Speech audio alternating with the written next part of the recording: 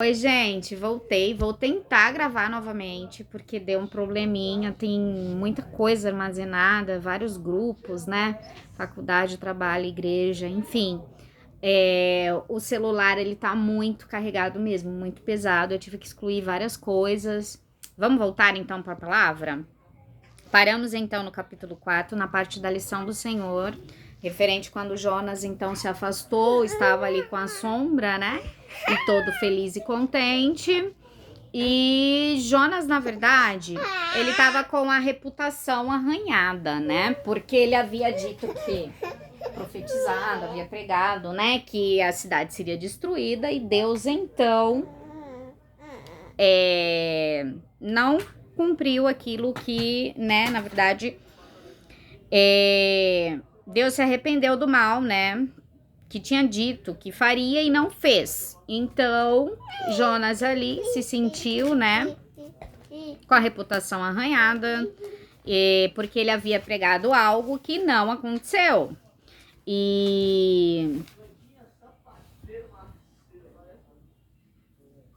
E muita gente, hoje em dia, trazendo assim para os dias atuais, tem essa parte de salvação fechada, né?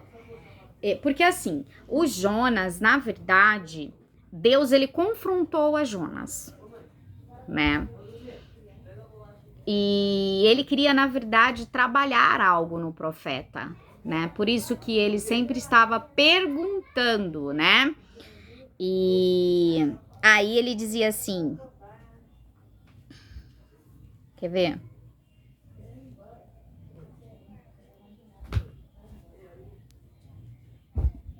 É razoável essa tua ira? Então Deus perguntava para ele, né?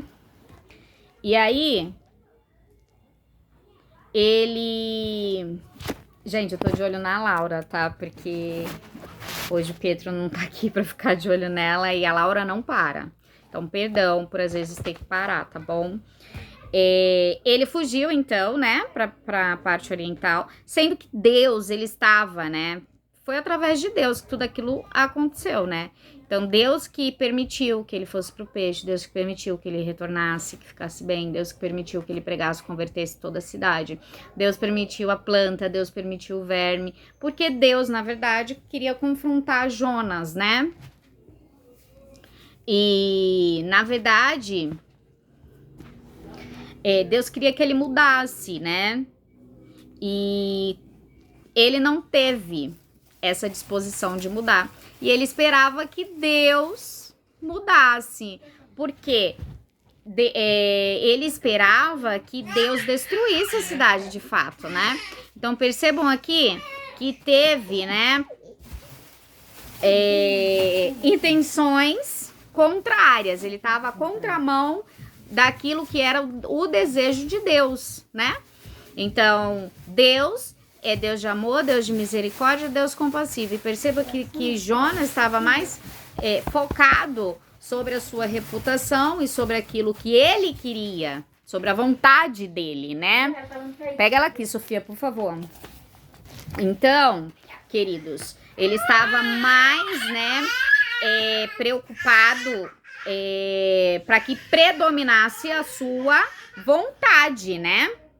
Então, porque todos estavam se convertendo, né?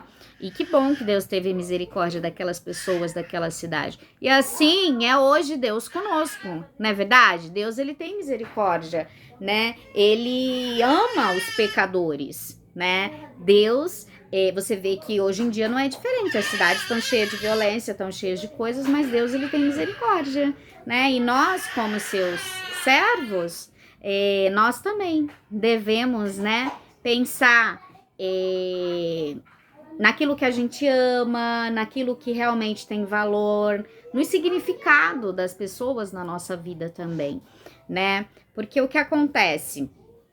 A gente tem que entender uma coisa, querido, não é porque eu não gosto de alguém que Deus também não vai gostar, né? Não é porque eu vou desejar o mal para alguém que Deus também vai desejar. Você vê que independe da sua vontade, porque Deus, ele é Deus. E o que predomina é a vontade de Deus, não é a minha e nem a sua. É por isso que é importante nós termos conexão, estarmos conectados com o nosso Deus, né?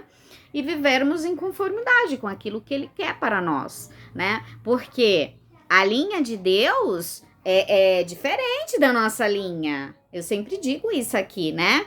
Às vezes eu penso de uma forma, às vezes eu sinto de uma forma diferente, mas Deus, Ele não é um Deus que se rende aos meus caprichos e às minhas vontades. Percebam que com Jonas não foi diferente. Algo que eu reparei aqui é que mesmo quando Deus perguntou para ele, né, se... Cadê? É razoável essa tua ira? Eu não achei resposta de Jonas para Deus, por exemplo. Mas temos muitos aprendizados aqui nessa palavra. Porque quantas vezes nós também agimos da mesma forma que Jonas, né? Jonas era para ficar feliz porque aquele povo havia se convertido, né? Jonas, ele era para ter ficado alegre porque Deus já tinha o salvado, né? E Deus já tinha mandado ali a planta e você vê que Deus confrontou ele, né? Quer dizer que você tem compaixão da planta, que você não teve trabalho nenhum, e das pessoas você não tem compaixão, né? Você tem que ter compaixão das pessoas, amar as pessoas, né? E eu acho também que o Jonas aqui, ele achava que ele era o centro da vida, que o universo girava em torno dele, né? Porque percebam que ele ficou bastante assim descontente. Ele tinha, né? Ele ficou triste, né? Ele ficou na contramão daquilo do que Deus sentia. Então, podemos dizer que Jonas, ele não andava em conformidade com o Senhor. Ele foi importante, né? Para que operasse tudo ali o milagre, a restauração da cidade de Nínive, né? Mas ele se angustiou de uma forma que não deveria, mediante a situação. Esse é o ponto, né? Porque, por exemplo, o exemplo de Paulo e Silas, né? Que foram presos, que foram açoitados, que passaram, assim, horrores, digamos assim, né? Apedrejados e tudo mais.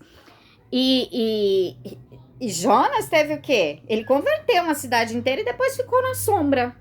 Então, percebam que se ele estivesse, por exemplo, no lugar de Paulo e Silas, a angústia dele seria muito maior. Então, nós temos, né, que ter cuidado, né? Temos que estar atentos aos perigos da nossa vida espiritual, da nossa vida pessoal. E a gente tira grandes lições. Por exemplo, o Jonas, ele ficou aborrecido quando ele viu que o povo, né, que o outro havia sido abençoado. Então, o outro foi abençoado e ele ficou irado porque Deus é bom, misericordioso, porque Deus se compadeceu daquela cidade.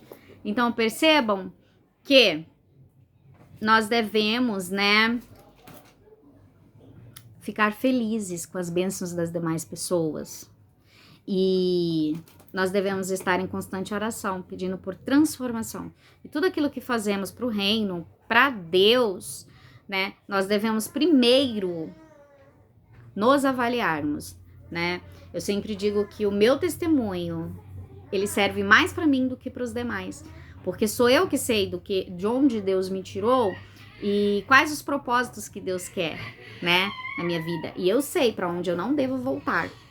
Então, antes de querer impactar o mundo, nós temos que pedir a Cristo transformação, né, pessoal. E Jonas, então, ele teve atitudes que nós não devemos ter no nosso dia a dia. É isso, tá bom, queridos? Um ótimo domingo para vocês. Que Deus abençoe.